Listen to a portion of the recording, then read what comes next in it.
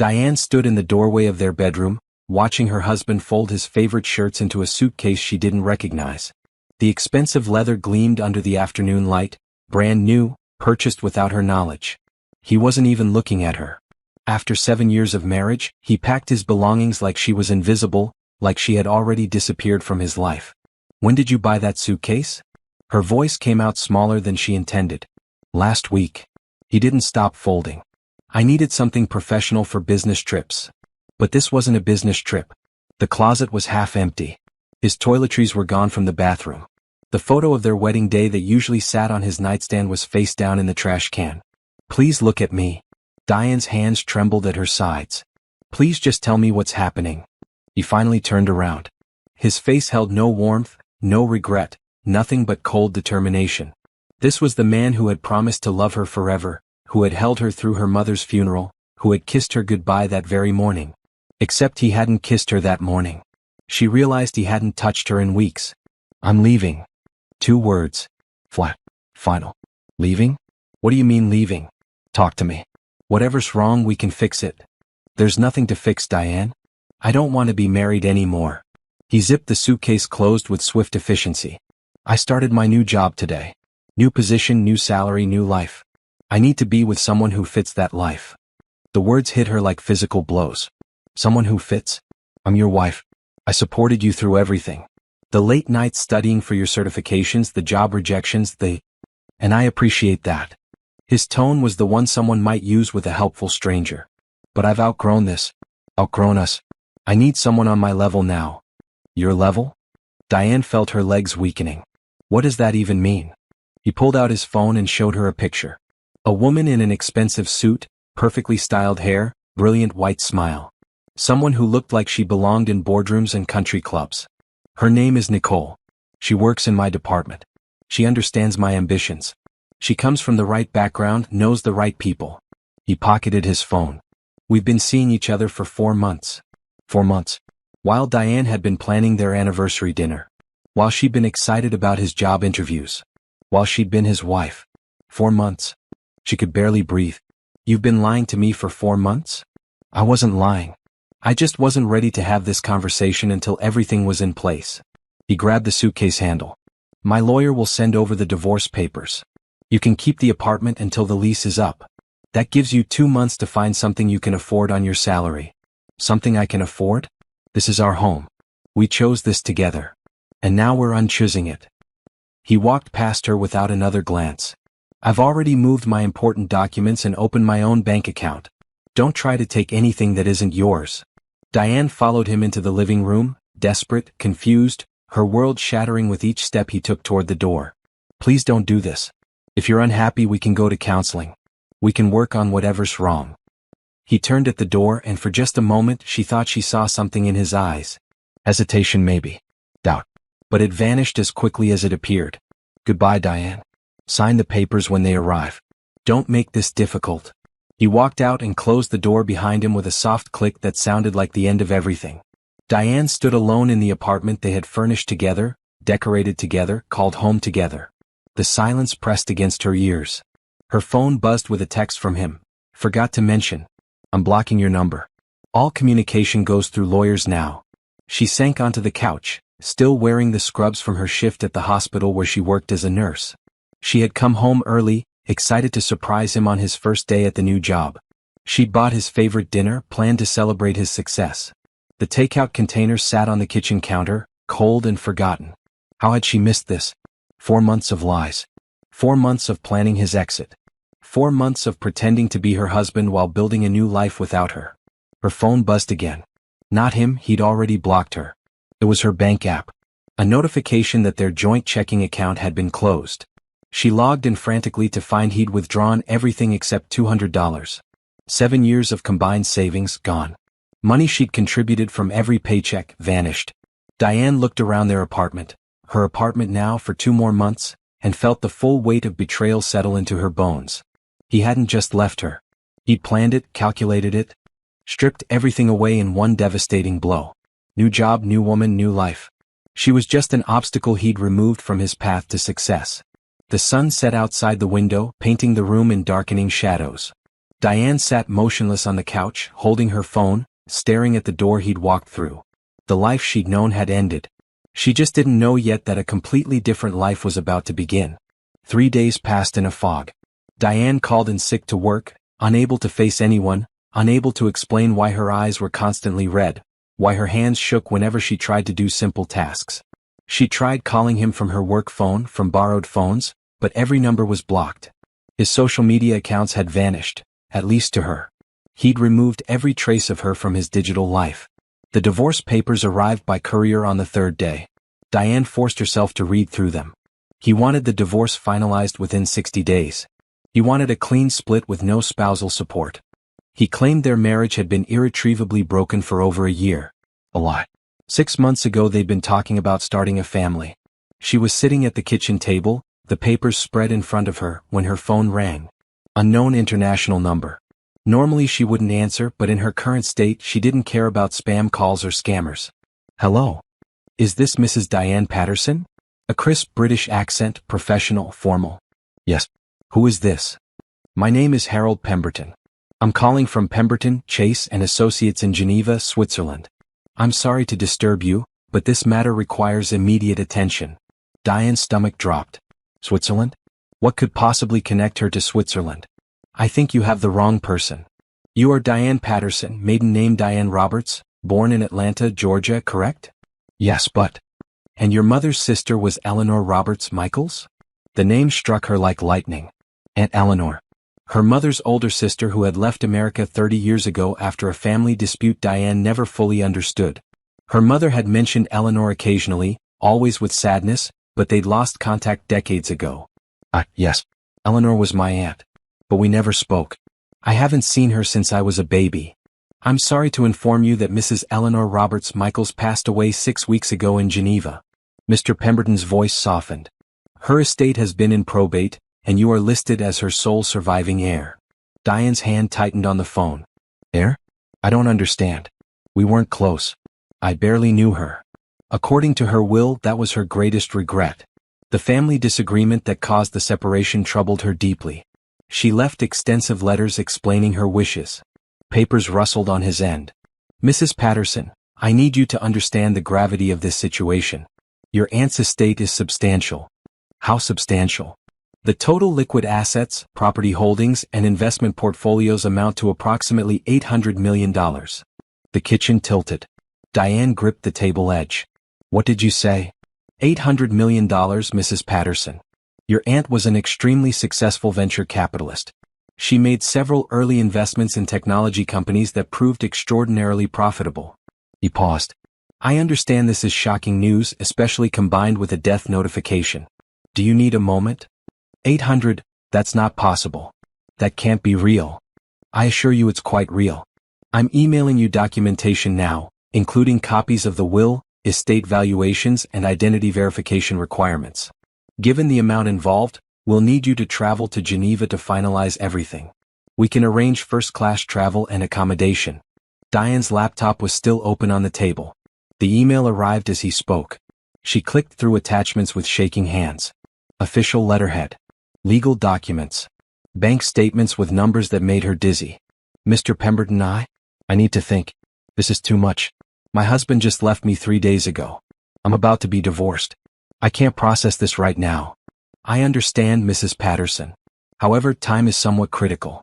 There are tax implications and legal windows we need to meet. Also, he hesitated.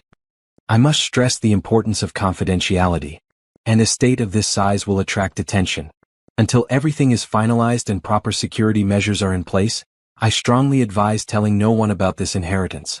Not friends, not family, not even your husband. Soon-to-be ex-husband, Diane corrected bitterly.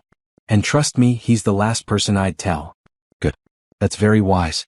Now, I know this is overwhelming, but I need you to understand something important.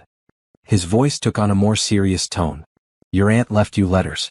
She wanted you to know that she followed your life from a distance. She knew about your mother's death. She knew you'd become a nurse. She was proud of you. She also left specific instructions that this money should help you build the life you deserve, free from anyone who doesn't value you properly. Tears suddenly filled Diane's eyes. A woman she'd never known had cared about her from thousands of miles away, had watched over her, had left her a fortune specifically to ensure she'd be safe and independent.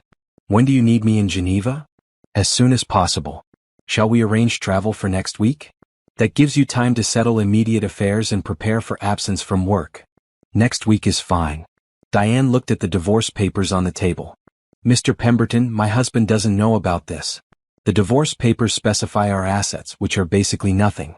If I inherit this money before the divorce is final.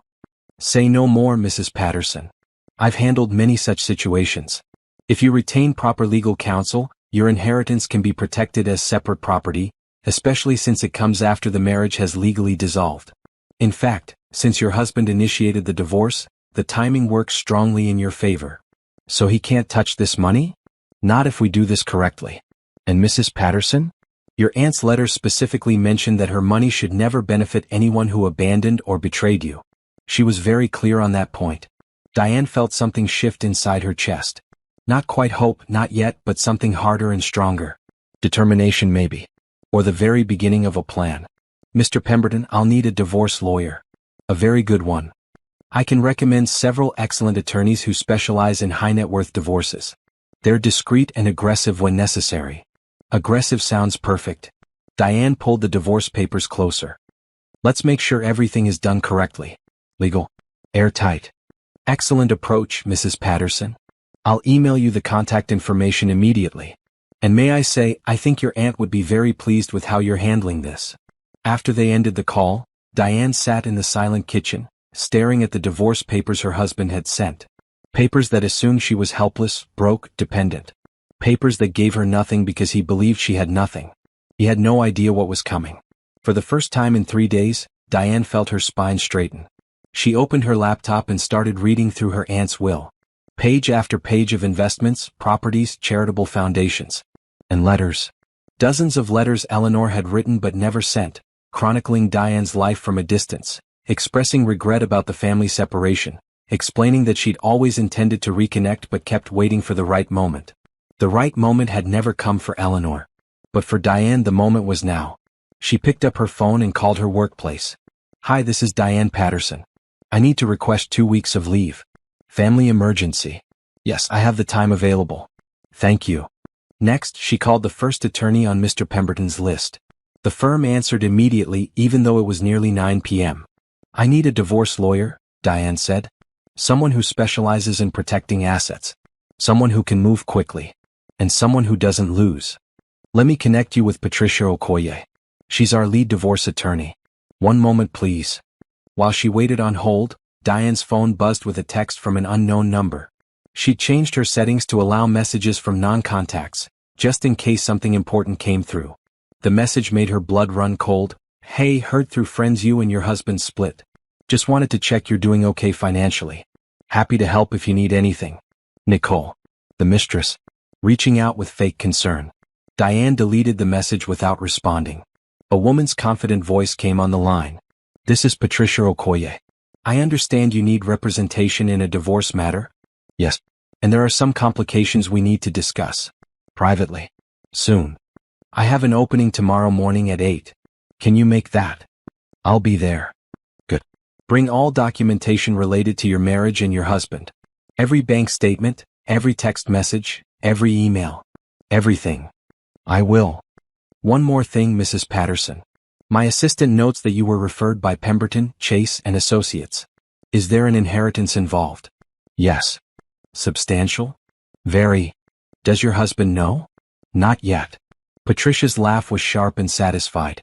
Oh, this is going to be interesting. See you tomorrow morning, Mrs. Patterson. And don't worry, he won't know what hit him. Diane ended the call and allowed herself a small, grim smile.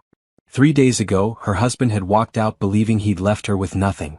He'd calculated his exit perfectly, or so he thought. New job, new woman, clean break from the wife who no longer fit his upgraded life. He had no idea she'd just inherited $800 million. And he was never going to find out until it was far too late to matter. Diane sat in Patricia Okoye's office, a space that radiated competence and power. Floor-to-ceiling windows overlooked the city. Legal books lined mahogany shelves. Patricia herself was a tall woman in her late 40s with sharp eyes and an even sharper mind. Your husband is an idiot. Patricia tossed the divorce papers onto her desk with disgust. He filed for divorce citing irreconcilable differences, claimed no fault on either side, agreed to a clean split of marital assets, which amount to almost nothing, and waived spousal support. He basically handed you a gift. A gift? Diane frowned. He's established that this marriage is over by his own choice and his own filing. Any assets you acquire after the filing date, which includes your inheritance, are completely separate property. He has no claim whatsoever. Patricia leaned back in her chair.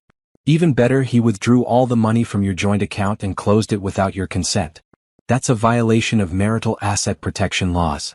We can file a motion to recover your portion with penalties. I don't care about that money. Diane's voice was steady. It was a few $1,000s. I care about making sure he can never touch my inheritance. He won't. We'll have this divorce finalized before he even knows you have money. Speaking of which, Patricia pulled out a thick folder. I did some preliminary research on your husband. He works at Stellar Financial Group now, correct? Yes. That's the new job he left me for. And his girlfriend, Nicole Winters, works there too. She's a senior analyst. They've been seen together at company events. Patricia slid photos across the desk. Printed screenshots from social media. Her husband and Nicole at a rooftop bar, at a corporate dinner, walking into an expensive restaurant. Diane's chest tightened, but she forced herself to look at each image. Where did you get these? I have an investigator on retainer. Good man, very thorough. He started digging the moment you hired me. Patricia pulled out more documents. Here's where it gets interesting. Your husband opened 3 credit cards in the last 6 months. All using your joint address. All with statements being sent to a P.O. box you didn't know about. He opened credit cards? In his name? In his name, but listing your shared address and income. Technically not illegal since you were married at the time. But look at the charges. Patricia highlighted several entries. Jewelry store, $5,000. Luxury hotel weekend stay, $2,000. Designer clothing boutique, $3,000. All while he was telling you money was tight and you couldn't afford a vacation. Diane felt sick. He was spending our money on her. Your money. You contributed to the household finances. These purchases were made on credit cards that will be considered marital debt. Normally you'd be responsible for half. But we're going to prove he incurred this debt through an affair, which gives us grounds to make him responsible for all of it. Can we really do that? With the right judge and the right evidence? Absolutely. Patricia pulled out another document. Now, about your inheritance. When do you fly to Geneva? In 5 days. Mr. Pemberton has everything arranged. Good. Here's what we're going to do. We're going to accept your husband's divorce terms exactly as he submitted them. Clean split, no spousal support, quick resolution. We file our response immediately with no modifications. Won't that seem suspicious? That I'm agreeing so easily? It'll seem like you're a reasonable person who wants this nightmare over with. Patricia smiled coldly. Men like your husband never expect their wives to have any power. He thinks you'll fight, cry, beg for support. When you don't, he'll think he's even smarter than he believed. He'll never suspect you have resources. And when do we tell him about the inheritance? Never. Why would we?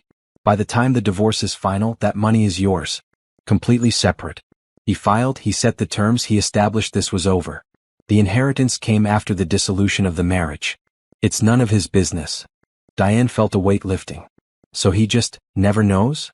Not from us. Though I suspect he'll find out eventually. $800 million is hard to hide long-term. But by then you'll be legally divorced and fully protected. Patricia's expression hardened. Here's what you need to understand, Diane. Your husband didn't just betray you emotionally. He systematically planned to leave you in the worst position possible. He drained accounts. He ran up debt for his affair. He terminated your insurance coverage. Did you know that? What? You're no longer on his health insurance through his new job. He listed himself as single. Your coverage ended the day he started working there. Patricia slid the documentation across the desk. He didn't tell you because he wanted you to find out during a medical emergency. He wanted you desperate. Rage, hot and pure, flooded through Diane's body. How could anyone be this cruel? Because he doesn't see you as a person anymore. You're an obstacle he removed. A chapter he closed. He's probably telling Nicole stories about how you held him back, how you never supported his dreams. Patricia's voice softened slightly. I know this hurts, but use that pain. Let it motivate you. We're going to handle this perfectly legally, and by the time we're done, he'll regret every choice he made. They spent the next 2 hours going through every detail of Diane's marriage. Joint accounts, shared property, text messages, emails, everything. Patricia's assistant made copies of everything while Diane answered hundreds of questions. "One last thing," Patricia said as they wrapped up. "Don't communicate with him at all. Don't respond to his texts or calls. Don't contact Nicole.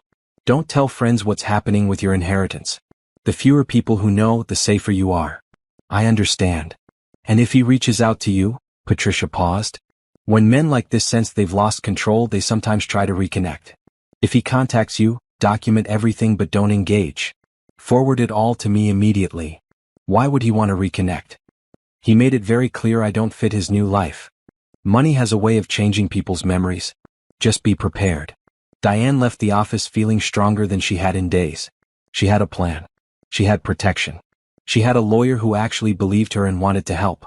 She spent the next 3 days preparing for her trip to Geneva.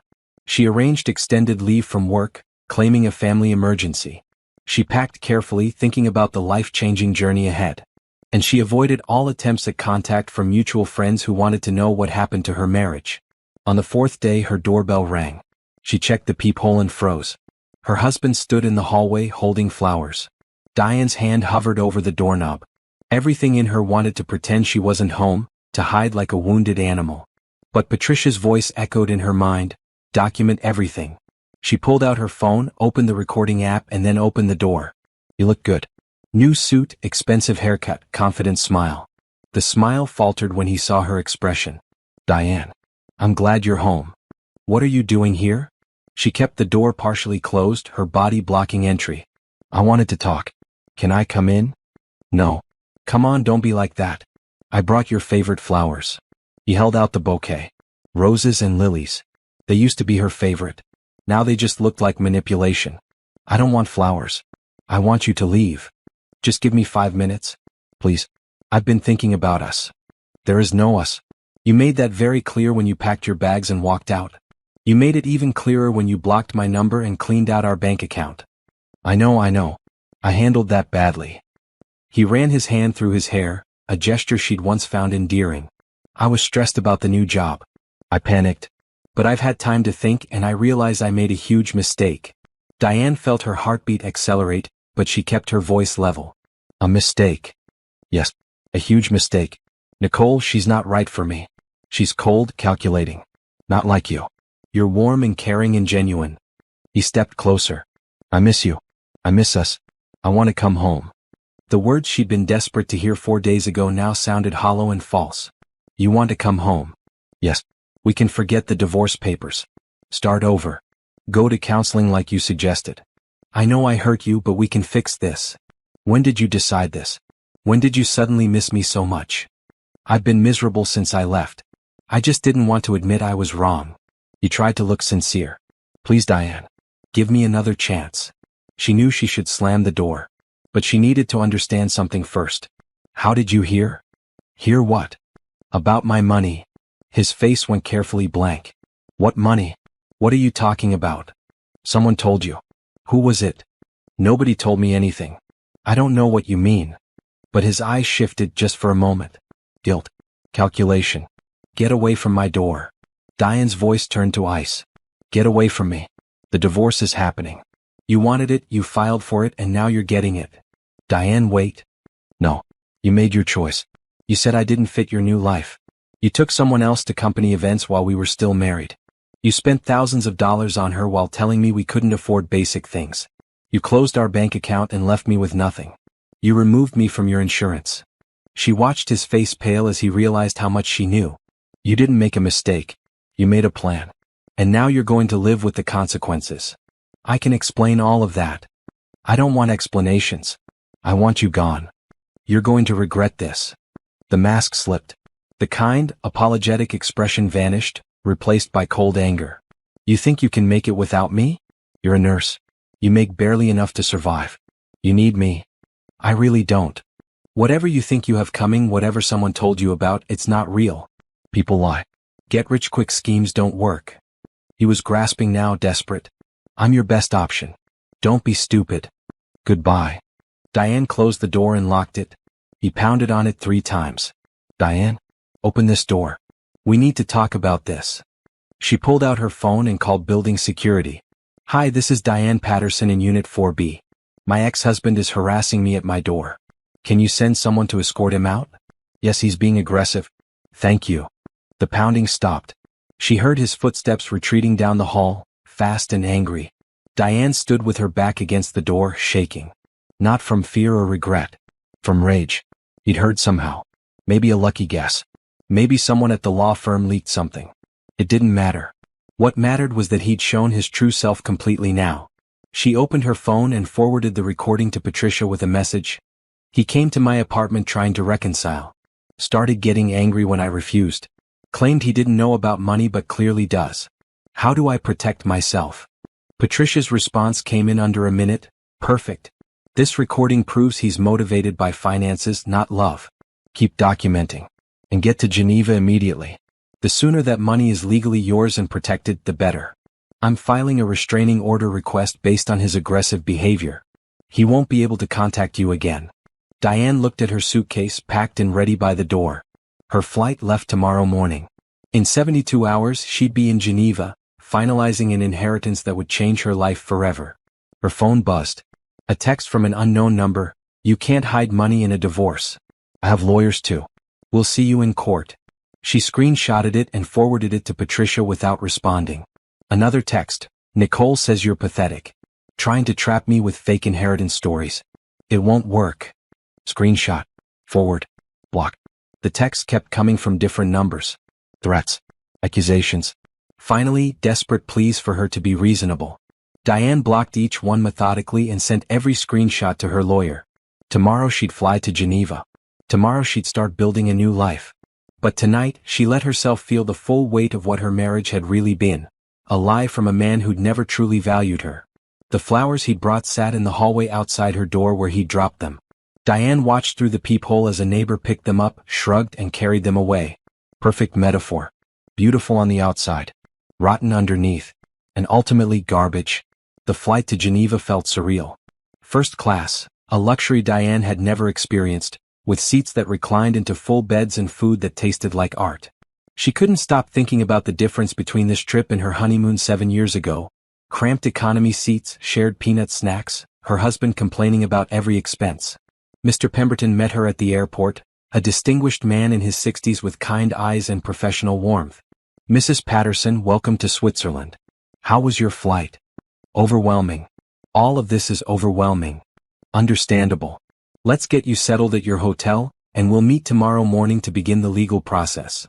He guided her to a sleek black car. How are you managing emotionally? I know this coincides with your marital difficulties. My soon-to-be ex-husband showed up at my apartment trying to reconcile. He somehow heard about the inheritance. Mr. Pemberton's expression hardened. That's concerning. How much does he know? I'm not sure. But he knows enough to want back into my life. After making it very clear I was beneath him. We'll need to move quickly then. Your aunt specifically structured her estate to be protected from situations like this. She dealt with fortune hunters herself and wanted to ensure you'd never be victimized by them. The hotel was beautiful, a historic building with modern luxury. Diane's suite overlooked Lake Geneva, the water glittering under afternoon sun. She barely had time to absorb it before her phone rang. Patricia. Tell me you're in Geneva, Patricia said without preamble. Just arrived. Good. Because your husband filed a motion this morning claiming you're hiding assets. He's demanding full financial disclosure and wants the divorce put on hold until all potential assets are accounted for. Diane sank onto the suite's sofa. Can he do that? He can try. But we're going to destroy his motion. First, he has no evidence you have any assets to hide. He's fishing. Second, he initiated the divorce with his own terms claiming a clean split. He can't suddenly demand different terms because he changed his mind. Third, any inheritance you receive after the dissolution date is separate property. The judge is going to laugh him out of court. When's the hearing? 2 weeks. I need you back in the States for it. Can you finalize everything in Geneva by then? Mr. Pemberton says we can move quickly. I'll make it work. Perfect. One more thing. I've been digging into Nicole. She's got a history. This isn't her first relationship with a married co-worker. 2 years ago, she was involved with a vice president at her previous company. He left his wife, gave Nicole an expensive ring, then Nicole dumped him when he took a pay cut during corporate restructuring. She's a professional homewrecker? More like a professional opportunist. She targets men on the rise, encourages them to leave their wives, benefits from their increased income and status, then moves on when something better appears. Patricia's disgust was evident. Your husband thinks he's special. He thinks she loves him for who he is. He has no idea he's just her current investment. Does he know about her history? Absolutely not. Men like him never believe they're being used. They're too arrogant. Patricia paused. Do you want me to tell him? No. Let him find out the hard way. Excellent instinct. The more he invests in her, the harder he'll fall when she inevitably leaves. Patricia's voice brightened. Oh, and one more delicious detail. Nicole just leased a penthouse apartment. Guess whose credit report she used to qualify? Please tell me she didn't. Oh, she did. Your husband co-signed the lease. He's on the hook for $3,600 a month. For 2 years. With his salary, that's going to sting. Diane couldn't help a bitter laugh. He told me we couldn't afford a nicer place. He told you that because he was saving for her. But don't worry. In 2 weeks, we'll make sure the judge knows every detail of his financial mismanagement. Speaking of which, forward me any communication from him immediately. His desperation is helping our case. After they ended the call, Diane sat staring at the lake view.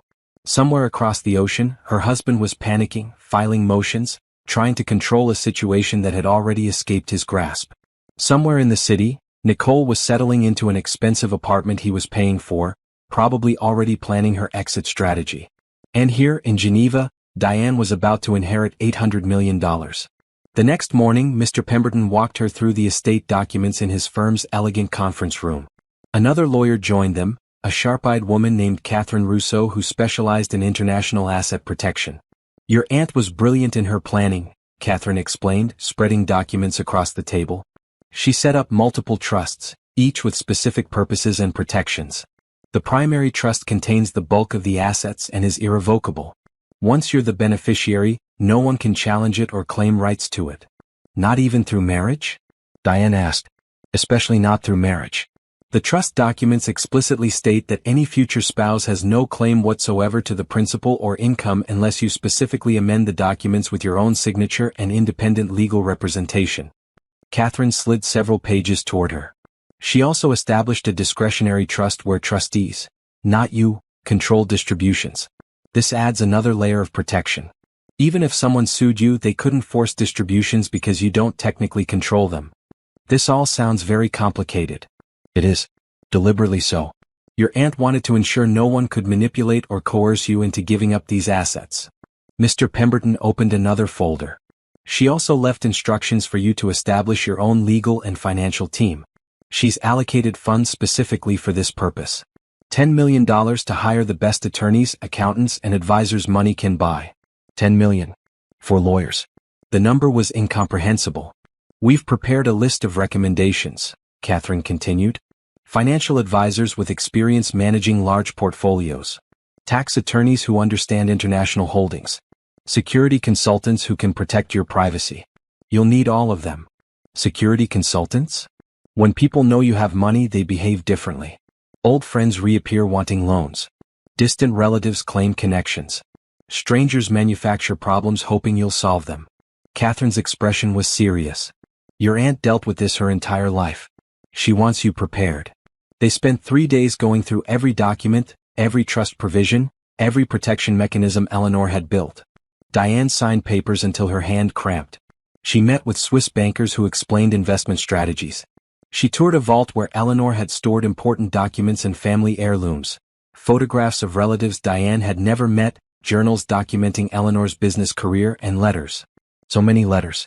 She wrote to you every year on your birthday, Mr. Pemberton said softly, handing Diane a box. She never sent them because she wasn't sure they'd be welcome after the family separation. But she wanted you to have them now. Diane opened the first letter, dated the year she turned 5. Eleanor's handwriting was elegant and careful. My dear Diane, today you turned 5 years old. I saw pictures your mother posted. You look so happy, so bright. I wish I could be there to celebrate with you. I wish I could know you. The disagreement that separated our family was never your fault, and I regret every day that pride and stubbornness kept me from reaching out. I hope someday you'll understand that I loved you from a distance, and I've tried to build something that might help you build the life you deserve. Happy birthday, sweetheart. Aunt Eleanor. Tears streamed down Diane's face as she read letter after letter. Eleanor had followed her life through social media, through mutual contacts, through careful distance. She knew about Diane's graduation, her nursing career, her marriage. And in the later letters, Eleanor's concern was evident. I see how he looks at you in photos, or rather how he doesn't look at you. I see how you've grown quieter on social media, less joyful. I pray I'm wrong about what I suspect. But if I'm right, know that you are worth so much more than how you're being treated. You are capable, intelligent, and deserving of genuine love. Never let anyone make you believe otherwise. The final letter was dated 1 month before Eleanor's death. My dear Diane, if you're reading this, I'm gone and you're learning about the inheritance. I hope it doesn't feel like a burden. I hope it feels like possibility. Take this money and build something beautiful. Help others. Create joy. Fall in love with someone who sees your value. Most importantly, never let anyone make you small. You come from women who survived, who thrived, who refused to be broken. That strength is in your blood. Use it. Live fully. Be fearlessly yourself. With all my love, Aunt Eleanor. She watched you your whole life, Mr. Pemberton said gently. She wanted to protect you even after she was gone. On the 4th day, Catherine handed Diane a platinum credit card. This is connected to the discretionary trust. The trustees have authorized you to access funds for reasonable living expenses, security arrangements, and legal fees. There's no preset limit, but expenditures are monitored to ensure your protection. What's reasonable? Whatever you need to establish security and independence. A home. Reliable transportation. Professional support. Don't go buy a yacht, but also don't deny yourself comfort and safety. That afternoon, Diane sat in her hotel room looking at the credit card, the trust documents, the stack of Eleanor's letters. Her phone buzzed with more texts from blocked numbers, her husband creating new numbers to get around blocks, sending increasingly desperate and angry messages. She forwarded them all to Patricia and then called her. He's losing his mind, Patricia said with satisfaction. He filed another motion claiming you're fleeing the country with marital assets. The judge denied it within 2 hours. I submitted our counter-motion citing his harassment and financial misconduct. We're going to crucify him at the hearing. I'm flying back tomorrow. Everything here is finalized. Perfect. When you land, come straight to my office. We need to prepare your testimony. Patricia paused. Diane, how are you feeling? Really? Overwhelmed. Angry. Grateful. Scared. All of it at once. That's completely normal. You're experiencing massive life changes simultaneously. Just remember, you're not the victim in this story anymore. You're the protagonist. And protagonists win. Diane looked at Eleanor's final letter, still sitting on the desk. You come from women who survived, who thrived, who refused to be broken. Patricia, I want to do something before the hearing. What's that? I want to hire a forensic accountant. I want every financial transaction my husband made during our marriage examined. Every hidden account, every secret credit card, every lie about money. I want a complete picture of what he did. That's going to be expensive and time-consuming. I can afford it now. And I need to know the truth. All of it. Then we'll make it happen. I know the best forensic accountant in the state. Former FBI, now does private consulting. If your husband hid anything, she'll find it. Good. Let's do it. After they ended the call, Diane packed her belongings carefully. The Geneva chapter was closing. Tomorrow she'd fly home to face her husband in court, armed with truth, protected by Eleanor's careful planning, and ready to fight for the life she deserved. Her phone buzzed one more time. A text from a new number. I know you're hiding something. When I find out what it is, you'll regret keeping it from me. You owe me after everything I invested in our marriage. Diane looked at the message for a long moment. Then she typed a response, the first and last communication she'd send him. You invested nothing in our marriage except lies. See you in court. She hit send, then blocked the number. Tomorrow the battle began. And for the first time in her life, Diane had the resources to win. Jennifer Wu was exactly what Diane expected from an ex-FBI forensic accountant. Sharp, efficient, and impossible to intimidate. They met in Patricia's conference room, surrounded by boxes of financial documents Diane had provided. 7 years of marriage, Jennifer said, spreading papers across the table. Joint accounts, individual accounts, credit cards, loan applications, tax returns. Let's see what your husband was really doing. How long will this take? Diane asked. For a surface analysis? A week. For a complete forensic investigation? 4 to 6 weeks. Jennifer pulled out her laptop. But I can tell you right now something's wrong. Your joint account shows regular deposits from both your salaries, but the withdrawal patterns are irregular. Large amounts disappearing without explanation. He said we needed to save. That money was tight. Money was tight because he was spending it elsewhere. Jennifer highlighted several transactions. Look at this. Every 2 weeks, $500 to $1,000 withdrawn as cash. No receipts, no explanation. Over 7 years, that's easily over $100,000 unaccounted for. Diane felt sick. $100,000? Minimum. And that's just the obvious cash withdrawals. I'll need to track where every dollar went. Jennifer pulled up another screen. Then there are these credit cards I found. 3 cards in his name only, all opened while you were married, all with balances. Total debt, $48,000. $48,000? On what? That's what I'm going to find out. But based on the merchant codes, we're looking at jewelry, hotels, restaurants, luxury retailers. All the hallmarks of an affair. Jennifer's expression was grim. Your husband was funding an entire secret life. Patricia leaned forward. Can we prove the money went to Nicole? If she was the recipient of the gifts or the companion on the trips, yes. It'll take detailed investigation, but we can trace everything. Jennifer turned to Diane. Here's what I need you to do. Get me access to his email accounts, his phone records if possible, and any social media information you have. I also need you to think back through the marriage. Anytime he claimed he was working late, traveling for work, or spending time with friends. Write it all down with dates if you can remember them. Over the next 2 weeks, Diane worked with Jennifer to piece together the financial story of her marriage. It was worse than she'd imagined. He opened a secret savings account 4 years ago, Jennifer reported during one meeting. He's been depositing money there monthly. Current balance, $62,000. $62,000? Diane's voice cracked. We could barely afford rent. He said we couldn't buy a house because we had no savings. You had no savings. He had plenty. Jennifer pulled up bank statements. He also took out a personal loan last year. $15,000. Told the bank it was for home improvements. But you never did any renovations, did you? No. We talked about it, but he always said we couldn't afford it. Because he spent the loan money on Nicole. I traced it to jewelry purchases and a weekend trip to a resort in the Bahamas. He told you he was at a work conference, correct? Diane nodded, too angry to speak. There was no conference. Hotel records show 2 guests in the room. And the resort has photos from their social media showing couples' activities. Jennifer turned her laptop around. There was her husband, smiling on a beach, his arm around Nicole. This was posted by another guest who happened to capture them in the background. The evidence kept mounting. Hidden transactions. Secret accounts. Lies about expenses. Jennifer uncovered a pattern of systematic financial deception spanning their entire marriage. The worst part, Jennifer said during their final meeting, is the timing. Look at this timeline I've constructed. He started planning his exit 18 months ago. That's when the secret account deposits increased. That's when he started hiding assets more aggressively. That's when he began researching divorce attorneys. 18 months. Diane stared at the timeline. We were talking about having kids 18 months ago. He was never going to have kids with you. He was already planning to leave.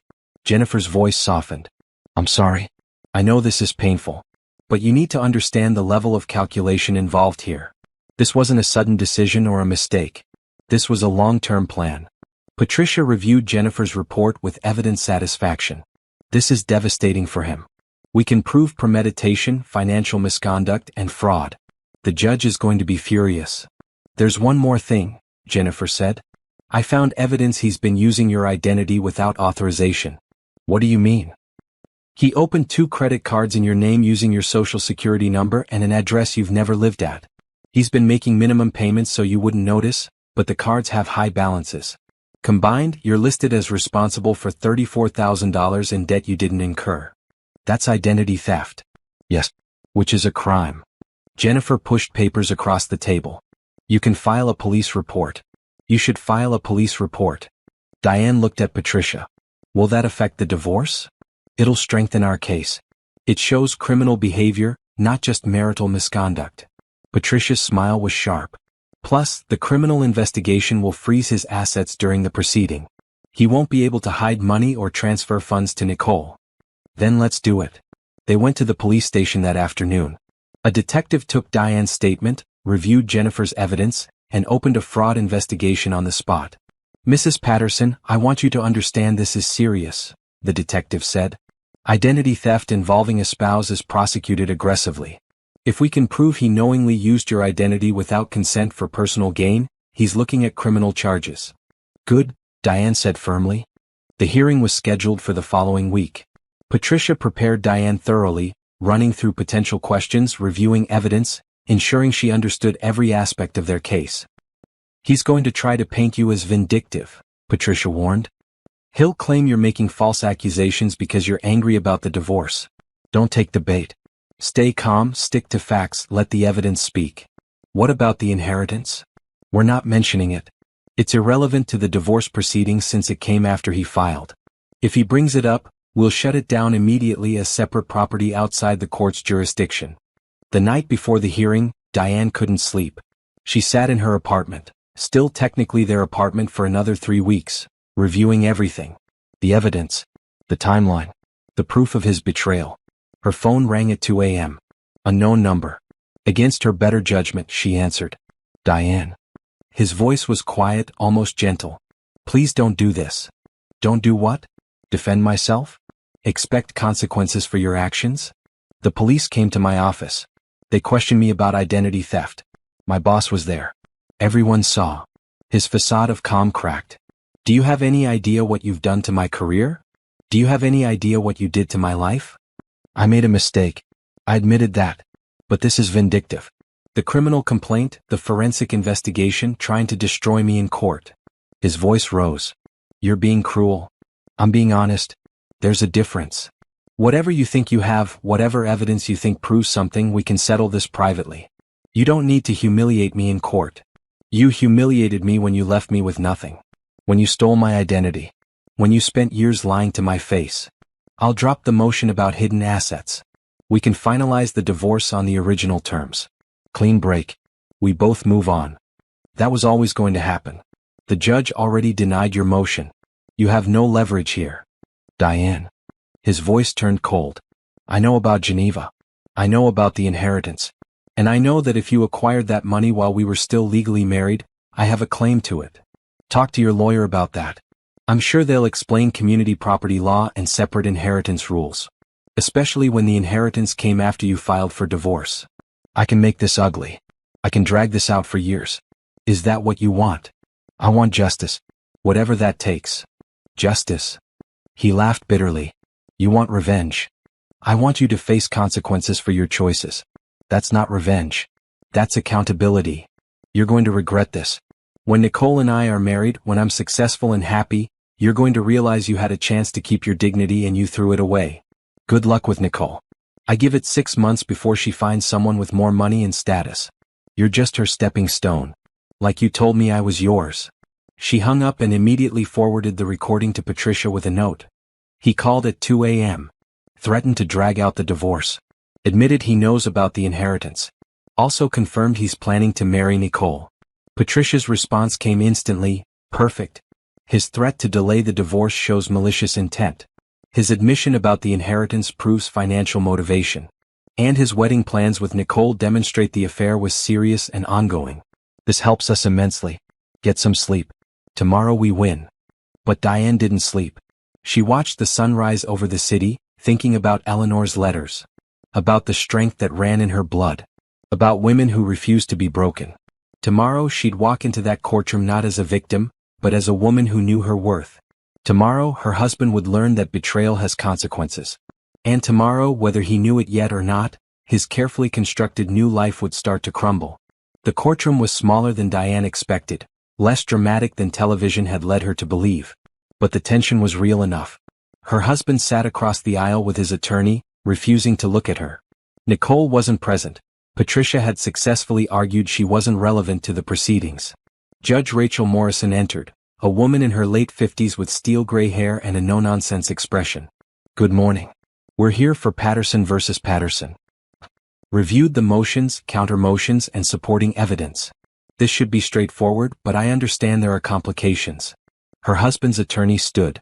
Your Honor, my client believes his wife is hiding substantial assets acquired during the marriage. We request full financial disclosure before proceeding with the divorce. Patricia rose smoothly. Your Honor, the petitioner filed for divorce claiming irreconcilable differences and requesting a clean split with no spousal support. He set those terms himself. He withdrew all funds from their joint account without my client's knowledge or consent. He cannot now change his position because he regrets his decisions. What assets is he claiming exist? The judge asked. He's making vague allegations about an inheritance, Your Honor.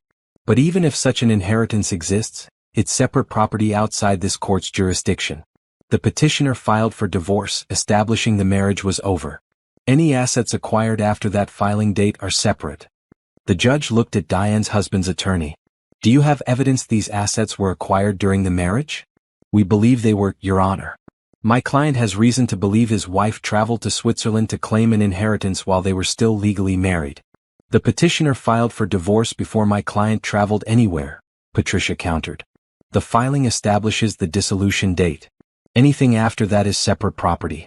Additionally, inheritance is specifically excluded from community property in this state. Judge Morrison flipped through documents. Mr. Patterson, you filed for divorce on April 15th. The filing clearly states irreconcilable differences, no spousal support, clean separation of minimal marital assets. Is that correct? Diane's husband stood. Yes, Your Honor, but circumstances have changed. Circumstances have changed, or you've changed your mind about the terms you set? I didn't have complete information when I filed. What information did you lack? The judge's tone was skeptical. I didn't know my wife would suddenly have money. So you want to renegotiate because you believe your wife has resources she didn't have when you decided to divorce her. Is that correct? He hesitated. Yes, Your Honor. That's not how this works. You filed. You set the terms. You established that the marriage was over. You withdrew marital funds without her consent. You cannot now claim you deserve access to assets she may have acquired after you declared the marriage dissolved. Judge Morrison's expression hardened. Motion denied. We'll proceed with the original divorce terms. Patricia stood again. Your Honor, we have additional matters to address. We've uncovered evidence of serious financial misconduct during the marriage. Proceed. For the next hour, Patricia methodically presented Jennifer Wu's findings. Secret accounts, hidden credit cards, cash withdrawals totaling over $100,000, fraudulent loans, identity theft. Jennifer took the stand and walked through her evidence. Bank statements, credit card records, transaction timelines. The judge's expression grew darker with each revelation. Mr. Patterson, Judge Morrison said finally, did you open credit cards in your wife's name without her knowledge? His attorney whispered urgently to him. I may have used our joint information for some accounts. You used your wife's social security number and established accounts at an address she's never lived at. That's not joint information. That's identity theft. I was trying to improve our credit situation. By incurring $34,000 in debt in her name? For jewelry and luxury hotel stays. The judge's voice was ice. Where did this jewelry go, Mr. Patterson? Because I don't see any expensive items listed in the marital property inventory. He said nothing. Let me guess. The jewelry went to someone else. Someone you were having a relationship with while married to the petitioner. Your Honor, my client's personal life isn't relevant, his attorney began. His personal life became relevant when he funded it with marital assets and his wife's stolen identity. Judge Morrison turned to Patricia. What are you requesting? Full restitution for the identity theft. Full responsibility for all debt incurred in my client's name. Full responsibility for all debt incurred on credit cards opened during the affair. Division of the secret savings account. And criminal referral for identity theft and fraud.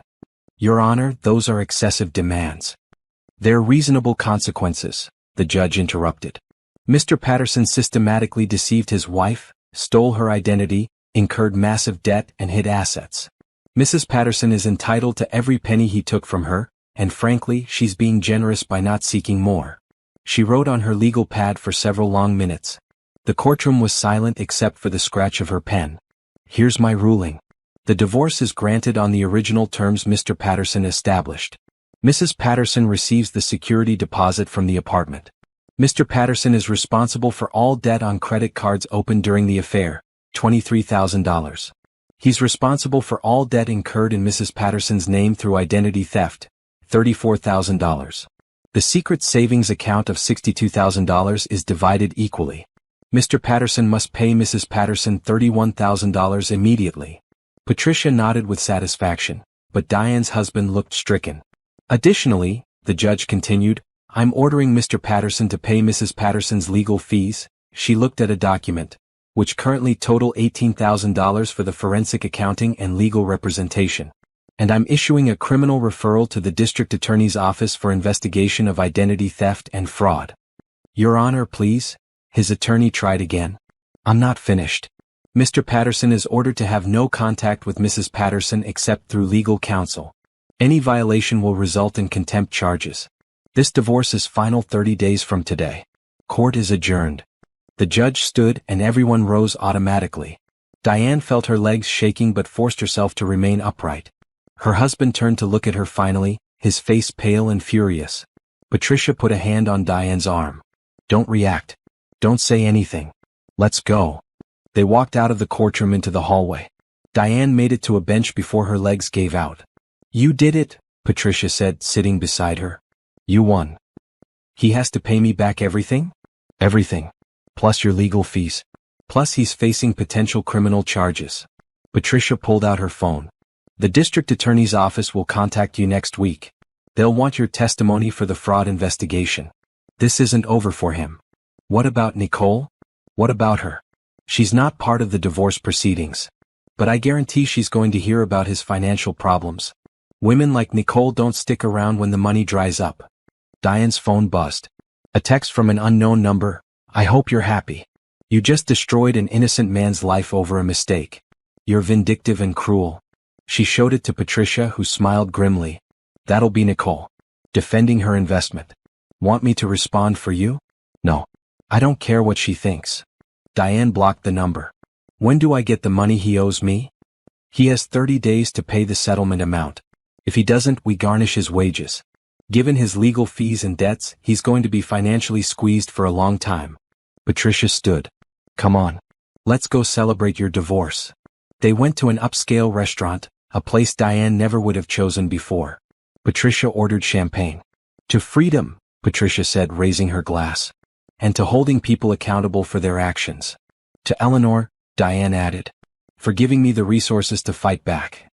They drank and Diane felt something shift inside her. The grief and betrayal were still there, but now there was something else. Relief. Vindication. The knowledge that she'd stood up for herself and won. Her phone rang. Mr. Pemberton. Mrs. Patterson, I just heard from Patricia about the court's decision. Congratulations. Thank you. I'm calling because there's something we need to discuss now that the divorce is final. Your aunt left specific instructions that upon completion of your divorce, you should receive access to the full extent of her estate, including properties and business holdings. I thought I already had access? You had access to liquid assets. But Eleanor also owned real estate, shares in several companies, and what she called opportunity funds. Money specifically set aside for you to invest in ventures of your choosing. How much are we talking about? The opportunity funds alone are $50 million. The real estate is worth approximately $200 million. The business holdings vary in value but collectively represent significant assets. He paused. Mrs. Patterson, you're one of the wealthiest women in the country. It's time to start building the infrastructure to manage that wealth properly. Diane looked at Patricia, who was watching her with a knowing smile. What kind of infrastructure?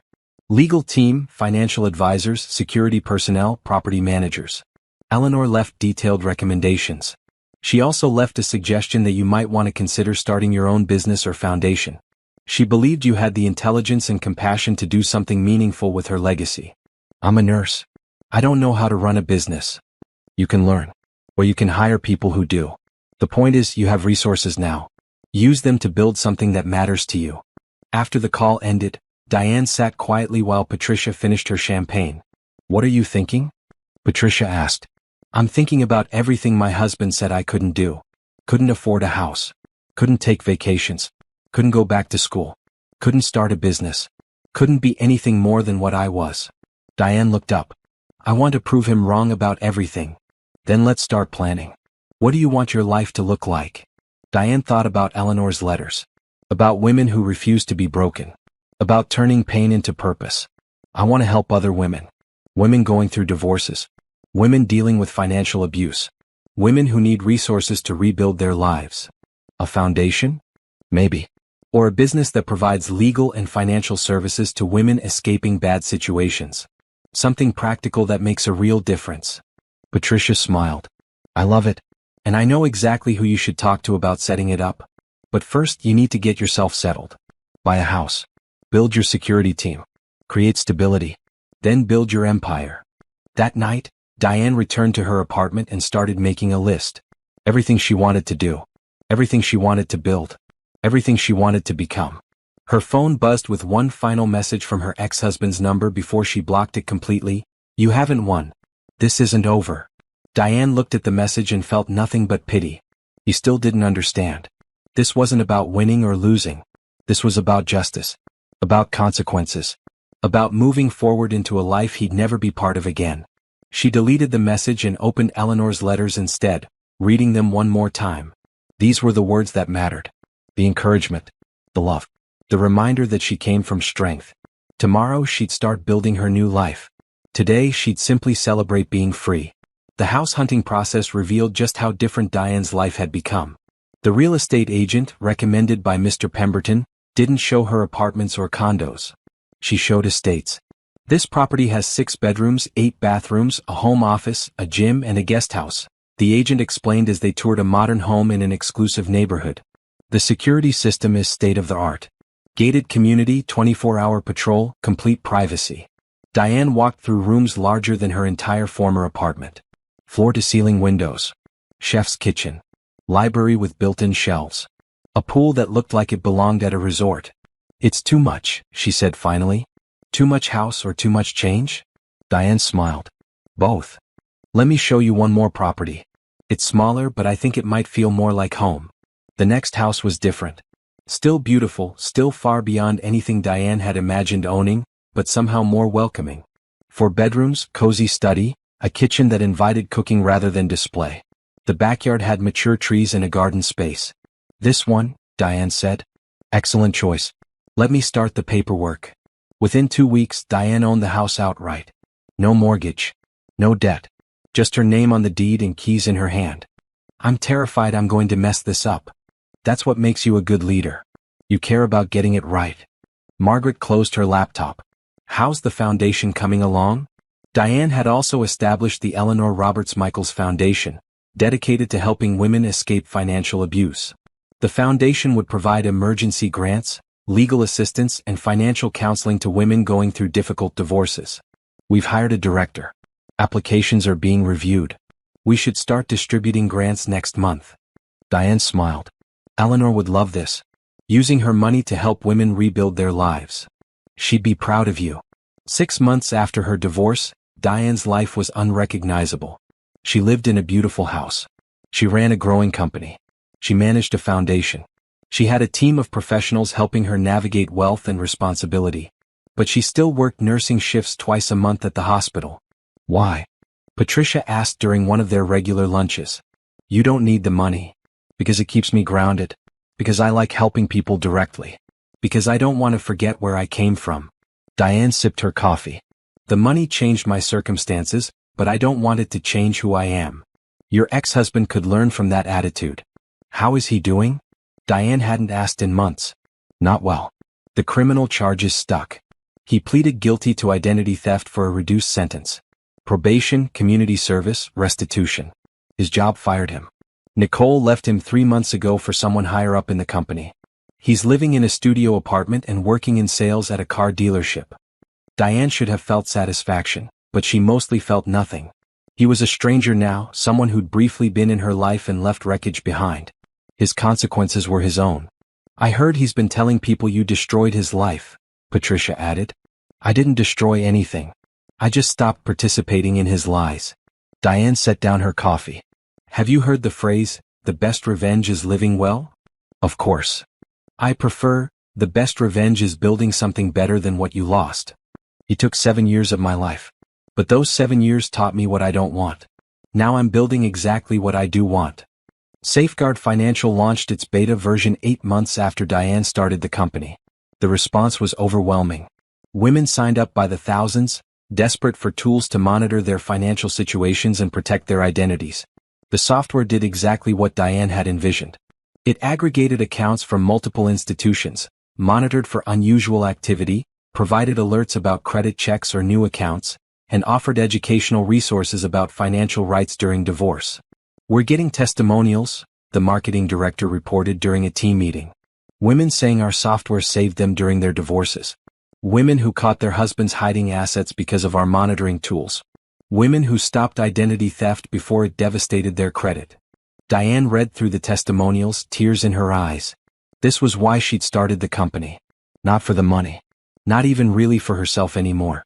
For every woman who'd been in her position, scared and betrayed and unsure how to protect herself. The foundation was equally impactful. They distributed grants to 300 women in the first 6 months, helping them afford divorce attorneys, secure housing, and rebuild their credit. The demand was so high they'd already expanded the staff and increased the budget. "You're making a real difference," Margaret told her. Eleanor would be incredibly proud. Diane thought about that often. About Eleanor watching her life from a distance, worried but unable to help directly, so she'd built a safety net instead. And now Diane was using that safety net to help others. One evening, Diane sat in her home office reviewing the company's quarterly reports. Safeguard Financial was growing faster than projected. The foundation was helping more women than they'd anticipated. Her investment portfolio was performing well under Sarah's careful management. She'd built something substantial, something meaningful, something that would outlast her and continue helping women long after she was gone. Her phone rang. A number she didn't recognize but local. "Hello? Diane Patterson?" "Yes. My name is Thomas Chin. I'm calling from the Professional Women's Leadership Foundation. We're hosting our annual benefit next month, and we'd like to invite you as our keynote speaker." "Keynote speaker? Why me?" "Your story is inspiring. Single woman, inherited wealth, immediately started a company and foundation to help other women. You're exactly the kind of leader we want to highlight." Diane hesitated. Public speaking terrified her. But this was part of building something bigger than herself. Part of making sure other women knew they could survive and thrive after betrayal. "I'd be honored," she said. After the call ended, Diane walked to the window of her office, looking out at the garden she'd planted. Roses were blooming. The trees she'd carefully selected provided shade and beauty. This was her home, her space, her life. A year ago, she'd been sitting in a small apartment, watching her husband pack his bags, believing her life was ending. Now she stood in her own home, running a successful company, helping hundreds of women, building a legacy that mattered. Her ex-husband had been wrong about everything. She didn't need him. She'd never needed him. She'd needed herself, her strength, her resilience, her refusal to be broken. And now she was just getting started. The keynote speech was terrifying and exhilarating. Diane stood in front of 500 women in business, sharing her story with careful honesty. She didn't mention her ex-husband by name, but she didn't hide what he'd done either. "I thought my worth was tied to my marriage," she told the audience. "I thought being abandoned meant I'd failed. But failure isn't being left. Failure is staying small because someone else told you that's all you deserve." The standing ovation lasted 3 minutes. Afterward, dozens of women approached her with their own stories of betrayal and recovery. Some asked about Safeguard Financial. Others wanted information about the foundation. All of them thanked her for speaking truth about the pain of financial abuse. That night, her phone started ringing with interview requests. Business magazines wanted her story. Tech publications wanted to know about Safeguard's development. Women's organizations wanted her as a speaker for their events. "You're becoming a public figure," Patricia warned during one of their lunches. "Be prepared for attention. Not all of it will be positive." "What do you mean?" "Your success is going to bother people. Especially certain people who thought you'd fail without them." Patricia sipped her wine. "Speaking of which, I heard something interesting. Your ex-husband tried to get a job at a financial services company last month. They ran a background check and found his criminal conviction for identity theft. He didn't get the job. That's standard background check procedure." "True. But here's the interesting part. He went on social media ranting about how his ex-wife destroyed his career, how you're vindictive and cruel, how you used your money to blacklist him from the industry. I've never spoken about him publicly. I've never even said his name in interviews. I know. But he's convinced you're behind his problems. As if facing consequences for his own actions is somehow your fault. Patricia leaned forward. Diane, I'm telling you this because you need to be aware. He's becoming increasingly desperate and angry. Make sure your security team knows about his social media posts. Diane contacted Michelle Torres immediately. Michelle reviewed the posts with a serious expression. He's not making direct threats, but the tone is concerning, blaming you for his problems, suggesting you don't deserve your success. Michelle made notes. We're going to increase monitoring. If his posts escalate or if he attempts any contact, we'll involve law enforcement. Do you think he's dangerous? I think he's a man whose ego was shattered and who's looking for someone to blame. That can be dangerous. Michelle looked up. But you're protected. Trust the systems we've put in place. Life continued its forward momentum. Safeguard Financial prepared for a major marketing campaign. The foundation expanded to serve women in 10 states. Diane was featured in a business magazine cover story titled, From Betrayal to Billions, How One Woman Turned Heartbreak into a Tech Empire. The article detailed her story, her company, and her mission. It mentioned her divorce only briefly, never naming her ex-husband but making clear she'd experienced financial abuse during her marriage. The article went viral. Safeguard Financial's user base tripled in 2 weeks. The foundation received donations from women across the country. Diane's social media following exploded. And her ex-husband's posts became more frequent and more bitter. She's lying about her success, one post read. She inherited everything. She didn't build anything. She just got lucky and now acts like she's some kind of victim. She destroyed my life with false accusations, another claimed. Turned everyone against me. Prevented me from getting jobs. All because I made one mistake in our marriage. Women like her play the victim while using their money to destroy men who dare to move on with their lives. Michelle showed Diane the posts during their weekly security briefing. He's creating a narrative where you're the villain and he's the innocent victim. It's concerning because he's building an audience. Other men who feel victimized by their divorces are engaging with his posts, validating his anger. What can we do? Legally? Nothing unless he makes specific threats. But we can document everything. And we can make sure you're protected if his online anger translates to real-world action. Diane tried to focus on her work and ignore the social media noise. But it was harder than she'd expected. Seeing her story twisted, seeing herself portrayed as vindictive when all she'd done was hold him accountable, stung more than she wanted to admit. Then the district attorney's office called. Mrs. Patterson, this is Assistant District Attorney Jennifer Walsh. I'm calling about the identity theft case involving your ex-husband. I thought that was resolved. He pleaded guilty. He did. But we're reopening the investigation based on new information. It appears the identity theft was more extensive than originally reported. Diane sat down slowly. What do you mean? We've discovered he opened bank accounts in your name at multiple institutions. He took out a personal loan using your information. He even attempted to purchase a car using your credit. Jennifer's voice was grim. The original charges covered only the credit cards we knew about. This is a much larger fraud. How much larger? He obtained approximately $90,000 through various forms of identity fraud. He then moved most of that money into accounts we haven't been able to fully trace yet. Jennifer paused. Mrs. Patterson, we believe he was systematically stealing your identity over several years to fund his affair and his planned exit from the marriage. $90,000? Minimum. We're still investigating. He may face additional charges. More importantly, some of this activity occurred after your divorce was finalized, which means he continued committing identity theft even after being caught. After the divorce?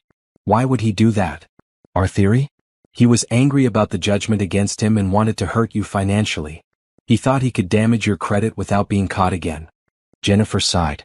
He was wrong. We caught it quickly.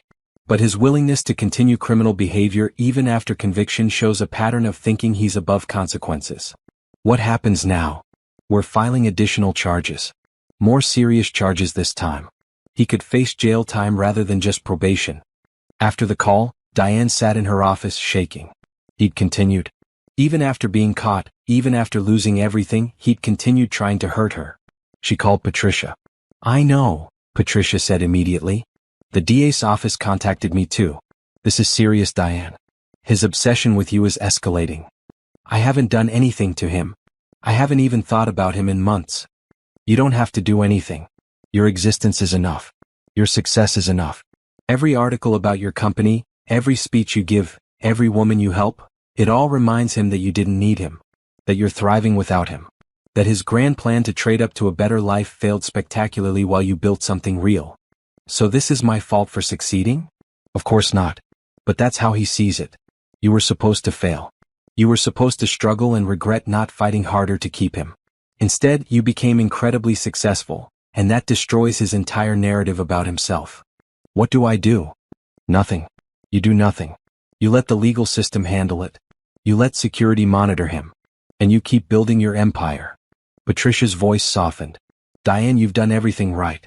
You protected yourself legally. You pursued justice through proper channels. You built something meaningful with your resources. This is not your responsibility to fix. But it was hard to feel that way when Diane's phone rang at midnight with unknown numbers. When packages arrived at her office addressed to her with no return address. When her social media accounts received dozens of messages from fake profiles saying horrible things. Michelle's team intercepted everything. They traced the IP addresses of the fake accounts back to her ex-husband. They documented the packages, which contained nothing dangerous, just junk meant to unsettle her. They recorded every phone call from blocked numbers.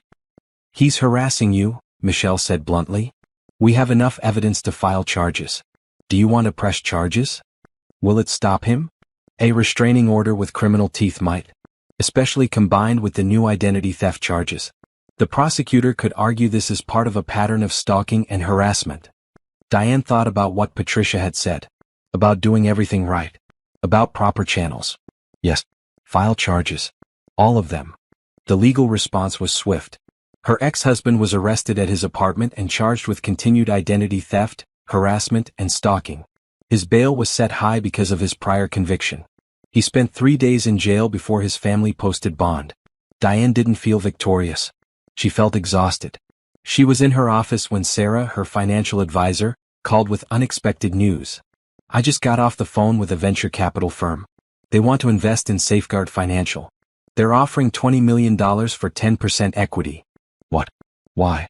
Because your company is successful in solving a real problem. Your user base is growing exponentially. Your retention rates are exceptional. You're making money and making a difference. Sarah laughed. Diane, they're valuing your company at $200 million. You built something worth $200 million in under a year. Diane sat back in her chair, stunned. When she'd started Safeguard, she'd been thinking about helping women, not about valuation or investment. What should I do? That depends. Do you want to take the investment and use it to scale faster? Or do you want to maintain full control and grow organically? I need to think about it. But before she could think, her phone rang again. This time it was Jennifer Walsh from the DA's office. Mrs. Patterson, I wanted to give you a heads up. Your ex-husband's arraignment is tomorrow. He's planning to plead not guilty and claim you've been harassing him. That's absurd. I haven't contacted him at all. I know. We have documentation proving he's the one doing all the contacting. But his attorney is going to try to paint this as a vindictive ex-wife using her wealth to persecute him. Will that work? Not with the evidence we have. But it'll be ugly. Are you prepared for that? I don't know, Diane admitted. I just want this to be over. It will be. One way or another, this ends soon. Either he accepts a plea deal and faces serious consequences, or we go to trial and he faces even more serious consequences. Either way, he's done. That night, Diane sat in her beautiful home, surrounded by success and security, and felt the weight of everything pressing down. She'd done everything right. She'd protected herself. She'd built something meaningful. She'd helped hundreds of women. But her ex-husband still consumed energy she didn't want to give him. His anger still found ways to intrude on her peace. She opened Eleanor's letters and read the final one again. Take this money and build something beautiful. Help others. Create joy. Fall in love with someone who sees your value. Most importantly, never let anyone make you small. Diane realized she'd done all of that except one thing. She hadn't fallen in love again. She'd been so focused on building and protecting and growing that she'd closed herself off to that possibility. Not because she was afraid of love, but because she'd been so busy proving she didn't need anyone that she'd forgotten it was okay to want someone. She sent a text to Margaret. Let's talk about the investment offer. I want to scale Safeguard as fast as possible. The more women we can help, the better. Another text to Patricia. When this legal situation is over, I want to do something for myself. Something that has nothing to do with business or revenge or proving anything. Something just for joy. And one final text to herself, a note to remember, you built something beautiful. Now build a beautiful life to go with it. Tomorrow her ex-husband would stand in court and try to claim victimhood. Tomorrow his consequences would continue to unfold. But tomorrow, Diane would also sign a deal to scale her company. Would speak at another event helping women. Would continue building something that mattered. His consequences were his to face. Her life was hers to live. And she was just getting started with the living part. The trial was mercifully brief. Her ex-husband's attorney tried to paint him as a victim of a vindictive ex-wife, but the evidence was overwhelming. Bank records, IP addresses, recorded phone calls, security footage of him mailing packages to Diane's office. The jury deliberated for 90 minutes before returning a guilty verdict on all counts. Continued identity theft, harassment, stalking, and violation of probation from his previous conviction.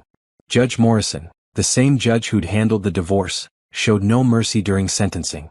Mr. Patterson, you had every opportunity to accept responsibility and move forward with your life. Instead, you chose to blame your ex-wife for the natural consequences of your own criminal behavior. You harassed her. You stalked her. You continued committing identity theft even after being caught and convicted. She looked at him with open disgust.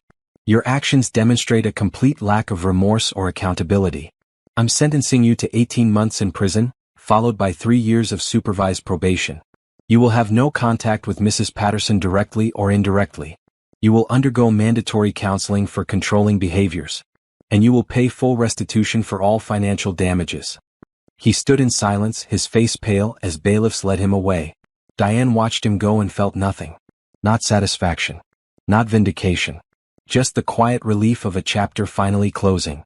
Outside the courthouse, reporters waited with cameras and questions.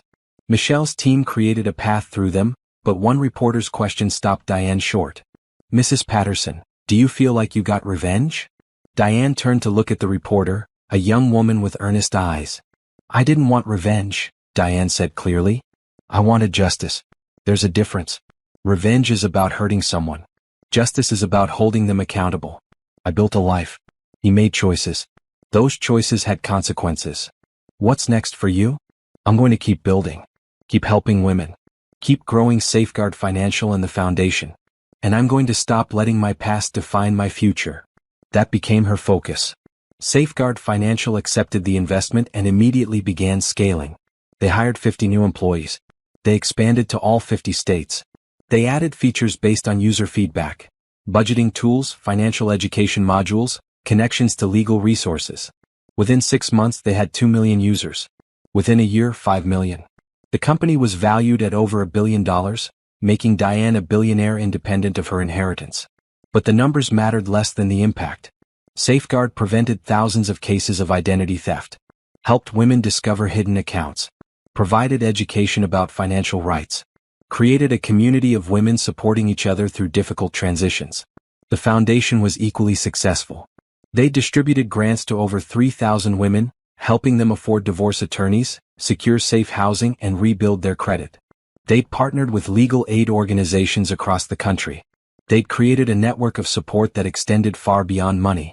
Diane spoke at conferences and events, sharing her story and encouraging other women to protect themselves. She met judges, lawmakers, and advocates working to strengthen financial protections for people going through divorce. And slowly, carefully, she started opening herself to life beyond work. She went back to nursing part-time not because she needed the money, but because caring for people directly grounded her. She joined a book club with other women in her neighborhood. She took up painting, discovering a love for abstract art that let her express feelings she couldn't always put into words. One evening, she attended a charity gala for a children's hospital. She wasn't speaking or presenting, just attending as a donor. The lack of pressure was refreshing. At the bar, she ordered a glass of wine and found herself standing next to a man with kind eyes and a genuine smile. "Are you enjoying the event?" he asked.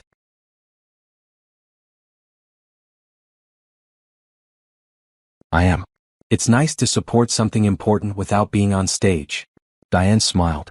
"I'm Diane. Graham. Graham Foster." He gestured to the crowd. "I'm a pediatric surgeon here. These galas are exhausting, but they fund important research, so I smile and make small talk. You don't like small talk? I prefer real conversations. But those are hard to find at events like this. They ended up talking for 2 hours. About medicine. About the challenges of helping people. About finding meaning in work. Graham didn't ask about her company or her money. He talked about hiking trails and his terrible attempts at learning guitar. He made her laugh. When the event ended, he asked for her number. I'd like to take you to dinner, he said. Not at a fancy restaurant with photographers. Just dinner. Real food, real conversation. I'd like that. Their first date was at a small Italian restaurant. No paparazzi. No pretense. Just two people sharing pasta and stories. Graham knew who she was. Her story had been too public to miss. But he treated her like a woman he wanted to know, not a wealthy entrepreneur he wanted to impress. Tell me about nursing, he said. Why do you still work in the hospital when you could do anything? Because it reminds me who I am. When I'm at the hospital, I'm not a CEO or a public figure. I'm just someone helping people who are sick or scared. Diane paused. My company helps women financially. The foundation provides resources. But nursing lets me help people directly, immediately.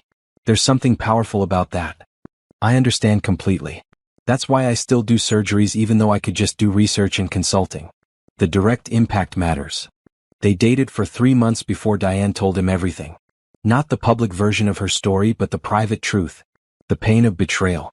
The fear during the divorce. The anger when her ex-husband wouldn't let go. The exhaustion of constant vigilance. Graham listened without interruption. Then he took her hand. Thank you for trusting me with that. I can't imagine how hard it was. He paused. I need to tell you something too. I was married before. My wife died of cancer 5 years ago. We'd been together since college. Losing her broke something in me that I'm still working to repair. I'm so sorry. The point is, we all have past pain. We all have things that shaped us. But at some point, we have to decide if we're going to let that pain define our future or if we're going to build something new. He looked at her directly. I think you're building something beautiful. I'd like to be part of that if you'll let me. She did let him. Slowly, carefully testing the foundation before putting weight on it. Graham was patient. He understood her need for security and independence. He never pushed, never demanded, never tried to control. He met her team, Patricia, Margaret, Sarah, Michelle. They all approved. He's genuine, Patricia said after Graham left one dinner. He doesn't want anything from you except your company. That's exactly what makes me nervous, Diane admitted. What if I'm wrong again? What if I'm missing something?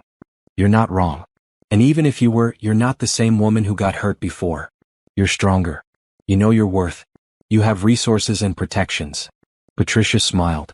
But more importantly, you have instincts you're learning to trust. What do your instincts say about Graham? Diane thought about it. They say he's safe. That he's real. That he sees me, not my money or my story. Then trust that. 1 year after her divorce was finalized, Safeguard Financial went public. The IPO was massively successful. Diane's personal wealth increased to over $2 billion. She was featured in business magazines, on financial news programs, and in case studies about successful entrepreneurship. But the moment that mattered most was quieter. She stood in the foundation's new headquarters, watching as staff members processed grant applications. Women across the country were being helped. Legal fees paid. Housing secured. Lives rebuilt. Margaret stood beside her. You did this. You took the worst thing that happened to you and turned it into something that helps thousands of women. Eleanor did this. She gave me the resources. Eleanor gave you money. You gave it purpose. Margaret put her hand on Diane's shoulder. That's the difference between having wealth and using wealth wisely. Anyone can have money. You're changing lives. That evening, Graham picked her up for dinner. Nothing fancy. Just a restaurant they both liked with good food and quiet corners. I want to tell you something, Graham said after they'd ordered. I'm falling in love with you. Diane's breath caught. Graham? You don't have to say anything back. I just wanted you to know. I love your intelligence. Your compassion. The way you care about people. The way you turn pain into purpose. He reached across the table for her hand. I love how you're still figuring out who you are with all this change. I love that you're not perfect or finished. I love the whole complicated, brilliant, real person you are. Tears filled Diane's eyes. I'm scared. I know. But I'm not going anywhere. Take your time. Trust me slowly. I'll wait. I think. Diane took a shaky breath. I think I'm falling in love with you too. It terrifies me. But I think it's real. He smiled, and something warm and hopeful opened in Diane's chest. Not the desperate need she'd felt in her first marriage. Not the fear of being alone. Just genuine affection for a man who saw her completely and chose to stay. They left the restaurant and walked through the city talking about everything and nothing. About her company's expansion plans. About his upcoming surgery schedule. About a trip they might take together to a place neither had been. Normal things. Happy things. The kind of conversation between two people building something together rather than one person demanding and another giving. When Graham dropped her off at her house, he kissed her gently. Thank you for trusting me with your heart, he said. I promise to be careful with it. Thank you for seeing me. Not the money or the story. Just me. That's the only you I'm interested in. Diane went inside her beautiful home and sat in her reading nook, looking out at the garden. Her phone buzzed with work emails. Updates from the foundation. Messages from team members. All the noise of a successful, busy, meaningful life. But for the first time in a long time, the noise felt like music instead of chaos. She'd built something beautiful from something broken. She'd turned betrayal into purpose. And now, carefully, she was learning to trust again. To love again. To believe in possibilities instead of just protecting against pain. Eleanor had been right. This money was for building the life she deserved. And finally, Diane understood that she deserved everything. Success, safety, love, joy, all of it. The past had happened. The pain had been real. But the future was hers to create. And she was creating something beautiful. 1 year later, Diane stood on a stage in front of 3,000 women at the National Women's Empowerment Conference. The ballroom was enormous, glittering with lights and possibility. She wasn't nervous anymore. She'd learned to own her story instead of hiding from it. 5 years ago, she began, her voice clear and strong, my husband walked out on me the day he got a promotion. He told me I didn't fit his new life. He drained our bank account, blocked my number and filed for divorce. He left me with nothing and expected me to disappear quietly. The audience was silent, attentive. 3 days later I got a phone call that changed my life. But the call wasn't the real change. The inheritance gave me resources, yes. But the real change was deciding I was worth fighting for. Worth protecting. Worth building a life for. She talked about Safeguard Financial, now with over 8 million users across 15 countries. About the foundation, which had helped over 10,000 women rebuild their lives after financial abuse. About the difference between revenge and justice, between reacting to pain and transforming it. Women ask me all the time if I ever see my ex-husband. If I think about him. If I feel like I won. Diane paused. The truth is, I barely think about him at all anymore. He's not the villain in my story. He's just the catalyst that forced me to become who I was always meant to be. The applause was thunderous. After the speech, dozens of women lined up to talk to her. Some shared their own stories of betrayal and recovery. Others asked advice about protecting themselves financially. A few simply thanked her for proving that life could be beautiful after devastating loss. Graham waited for her at the edge of the crowd, patient and proud. They'd been together for almost 2 years now. He proposed 3 months ago, but they were taking their time. Planning the wedding. No rush. No pressure. Just two people building a life together intentionally and carefully. You were incredible, he said when she finally reached him. I used to be terrified of public speaking. Now it feels like telling a story that might help someone. That's because it is helping someone. Probably hundreds of someones. They drove home together, talking about the event, about the week ahead, about the vacation they were planning to Greece. Normal, happy conversation between people who'd chosen each other freely and fully. At home, Diane changed into comfortable clothes and curled up in her reading nook with Graham beside her. The garden outside was blooming, roses and hydrangeas and the lavender she'd planted last spring. Her phone buzzed with a news alert. She almost ignored it, but the headline caught her eye. Former Stellar Financial employee released after serving sentence for identity theft and stalking. Her ex-husband. Released from prison after 18 months, out on parole. Graham saw her expression. What is it? He's out. Do you want me to call security? Update the protocols? No. He's not my problem anymore. He made his choices, served his time, and now he gets to live with the consequences. Diane set down her phone. I hope he finds a way to build a decent life. But it's not my responsibility to care about that. You're remarkably generous. I'm remarkably free. Free of anger. Free of the need to punish him. Free to just live. She leaned against Graham. That's the real victory. Not that he's in prison or that I'm wealthy, but that I can hear his name and feel nothing but mild indifference. A week later, Diane was at the hospital working a nursing shift when she saw him. He was in the emergency room, sitting in the waiting area with a broken arm. He looked older, tired, diminished. When he saw her, his face went through a range of emotions: surprise, embarrassment, anger, resignation. Diane approached him professionally. "Do you need a doctor?" "I need someone to set my arm. I slipped on ice." His voice was quiet, defeated. "I'll let the attending know you're here." She started to walk away. "Diane." He said her name hesitantly, like he wasn't sure he had permission. She turned back. I saw you on the news. Your company. The things you're doing." He looked down at his broken arm. "You built something incredible. Thank you. I'm sorry. For everything. I know that doesn't mean anything now, but I am sorry." Diane studied him for a moment. She could see the truth in his eyes. He genuinely regretted his choices. Not because of the consequences, though those were clearly weighing on him, but because he'd actually, finally, understood what he'd destroyed and who he'd hurt. "I accept your apology," she said simply. "I hope you find a way to build a better life. Better than what I had with you? That's not possible. Better than the life you chose after me? That's definitely possible. But you have to want it. You have to do the work." She walked away, then back to her duties. She didn't tell him about Graham or the wedding plans. Didn't mention the foundation's expansion or Safeguard's international success. He didn't need to know any of that. Later, when the attending asked about her history with the patient, Diane simply said, "We used to be married. It ended badly. But it's in the past." The doctor studied her face. "Are you okay treating him?" "I'm not treating him. You are." "I'm just doing my job." Diane smiled. "I'm completely fine." And she was. That evening, she told Graham about the encounter. "How did it feel?" he asked. "Like seeing someone I used to know a long time ago. Not quite a stranger, but not someone who matters to my life now." Diane thought about it. "I think that's what healing actually looks like. Not dramatic confrontation or vindictive triumph. Just indifference. Peaceful indifference." "You're remarkable." "I'm just someone who decided to stop letting my past write my future." The months continued their gentle progression. Safeguard Financial launched a new feature connecting users with vetted divorce attorneys. The foundation partnered with major banks to provide financial education to women in difficult situations. Diane hired a CEO to run the day-to-day operations of Safeguard so she could focus on strategy and advocacy work. She and Graham got married in a small ceremony surrounded by close friends and the team that had helped her build her new life. Patricia was her maid of honor.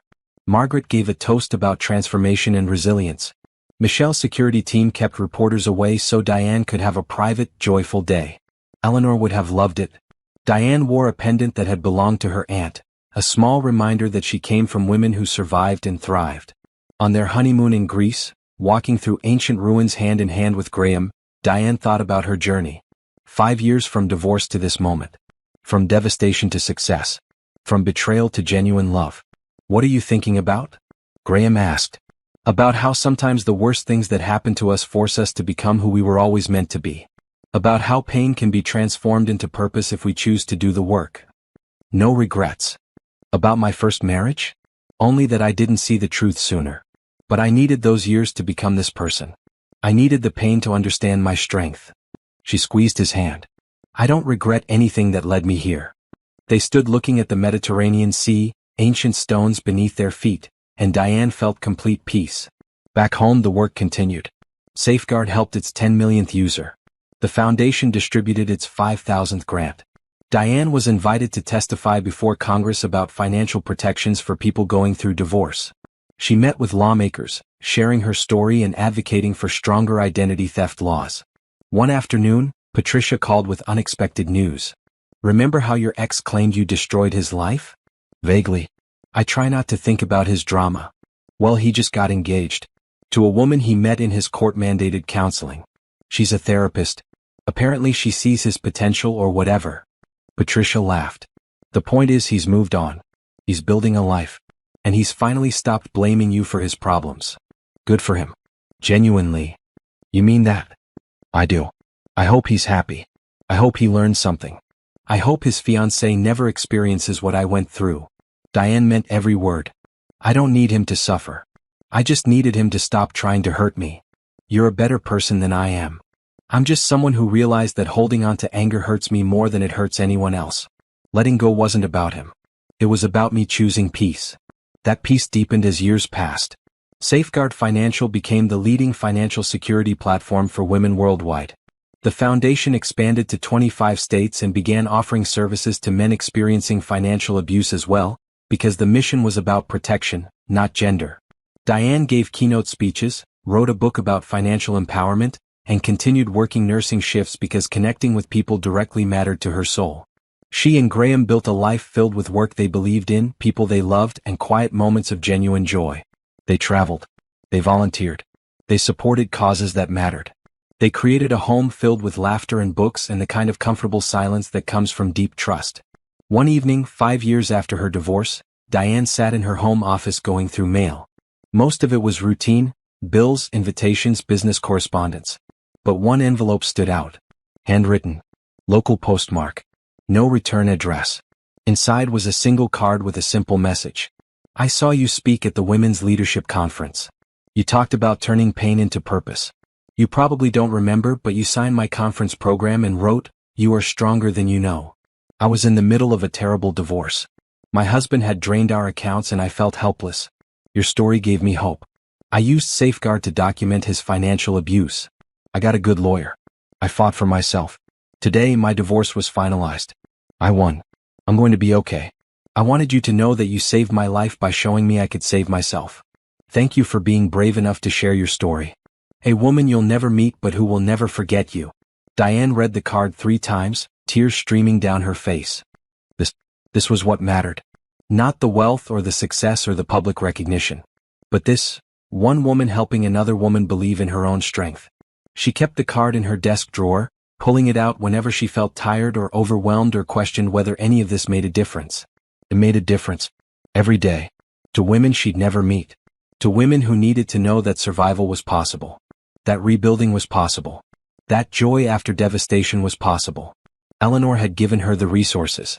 Betrayal had given her the mission. But Diane had done the work of transforming both into something meaningful. 10 years after that terrible day when her husband packed his bags and walked out, Diane stood in the same ballroom where she'd given her first major speech. But this time, she was presenting the Eleanor Roberts Michaels Foundation's annual award for innovation in financial advocacy. The recipient was a young woman who'd created an app connecting domestic abuse survivors with emergency financial resources. The woman reminded Diane of herself, nervous but determined, hurt but transforming that hurt into purpose. Your work matters, Diane told her as she presented the award. Every woman you help, every resource you provide, every system you disrupt to protect people, all of it matters. Keep going. The young woman hugged her, crying. You inspired me. You showed me it was possible. You inspired yourself. I just shared my story. You're the one doing the work. After the event, Diane and Graham walked to their car through warm evening air. She was 54 now. Her company was valued at over $5 billion. Her foundation had helped over 50,000 women. Her book had sold 2 million copies. But the numbers didn't define her. The work did. The purpose did. The knowledge that she'd taken the worst thing that ever happened to her and transformed it into the best thing she'd ever done. Happy? Graham asked, taking her hand. Completely. No regrets. Only that I didn't find myself sooner. But maybe I needed the journey to become who I am. They drove home to their beautiful house with its blooming garden and warm light in the windows. Home to the life they'd built together. Home to peace and purpose and the kind of happiness that comes from choosing yourself first and then choosing to share that self with someone worthy. Diane's phone buzzed one final time that evening. A message from an unknown number. I just want you to know I think about what I lost every day. Seeing your success, knowing what we could have had together. It haunts me. I hope you're happy, but I hope you remember what you gave up too. Her ex-husband. One final attempt at relevance in her life. Diane read it once, then deleted it without responding. She didn't block the number. She didn't feel anger or satisfaction or anything at all. She simply set down her phone and returned to her evening, to her life, to the beautiful reality she'd built from broken pieces. His message didn't deserve space in her thoughts. His regret didn't deserve acknowledgement. His haunting wasn't her problem. She'd moved on. Fully. Completely. Absolutely.